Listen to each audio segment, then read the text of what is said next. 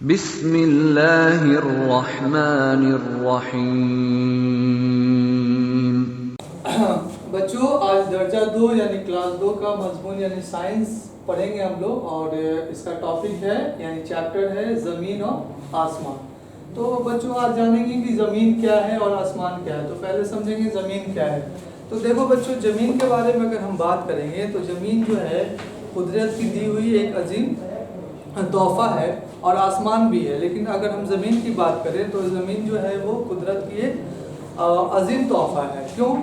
देखिए, यहाँ पे ज़मीन पे आपको पता है कि इंसान पैदा होता है, पैदाइश होती है, इंसान मर जाता है। इंसान का जो ग़ज़ा है यानी कि खाने पीने की चीज़, उसके बाद खाने पीने की चीज़, रहने का मतलब, कहने का मतलब है कि ज़िंदगी की जो भी बुनियादी चीज़ें हैं, कहीं जाना है, कहीं से आना है, कुछ भी चीज़ इस्तेमाल करना है ना। और उसके बाद किसी चीज़ को हमको मतलब हासिल करना है, इस्तेमाल करना है, ठीक है।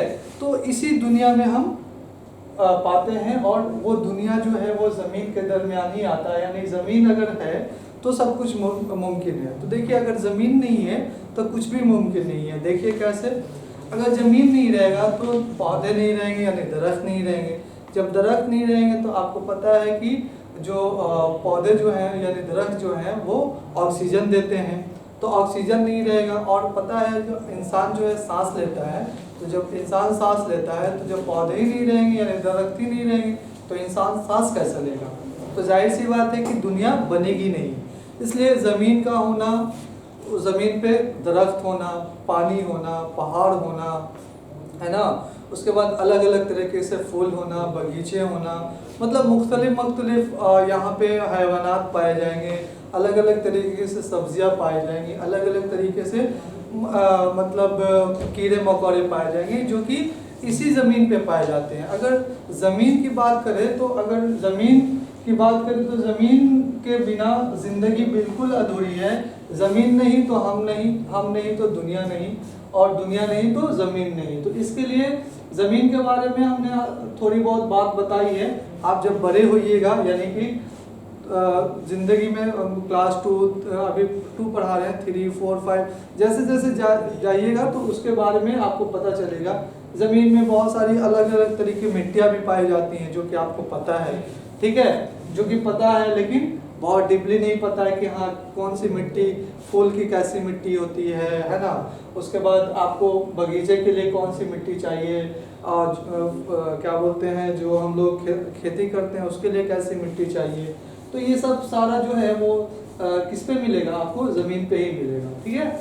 तो बच्चों, इसको हमने मोटे तौर पे समझाया है, आप उसको पढ़िएगा, इंशाल्लाह आप और उसको समझ में आइएगा। आइए, आसमान क्या है। तो देखिए, आसमान के बारे में हम बात करते हैं तो हम जब भी देखते हैं तो आसमान जो है वो एक लगता है कि हमारे ऊपर एक साए की तरह है, ठीक है। अगर आसमान नहीं रहेगा तो जाहिर सी बात है घटा नहीं रहेगा तो जाहिर सी बात है कि बारिश नहीं होगी। और उसके बाद हम ना चांद देख सकते हैं, ना सूरज देख सकते हैं, ना सितारे देख सकते हैं, मतलब कुछ भी नहीं देख सकते हैं, ठीक है। तो जाहिर सी बात है कि आसमान का भी एक अपना ये है।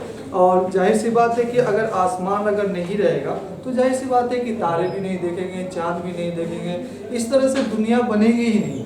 क्योंकि आसमान एक मतलब किसी, जैसे मिसाल के तौर पे जहाँ हम खड़े हैं और उसके ऊपर कुछ ना कुछ तो है।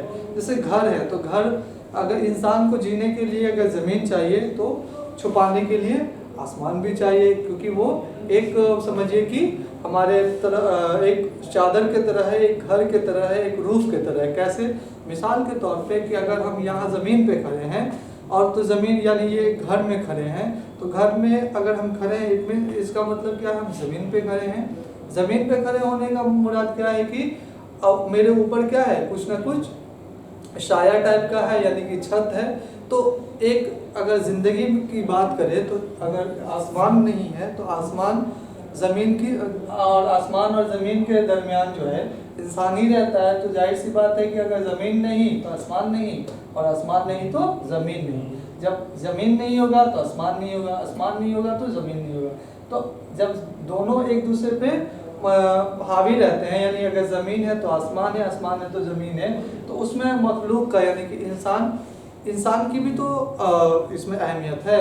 कैसे? अगर ज़मीन है तो आसमान होना चाहिए, तो अगर दोनों रहेगा तब ना इंसान की अहमियत होगी। तो बच्चों इसको आप मोटे तौर पे समझाने की कोशिश किया है हमने, तो इसको आप है ना किताब से देखिए, इंशाल्लाह आपको और भी आगे की क्लास में समझ में आएगा। ठीक है बच्चों? ठीक है।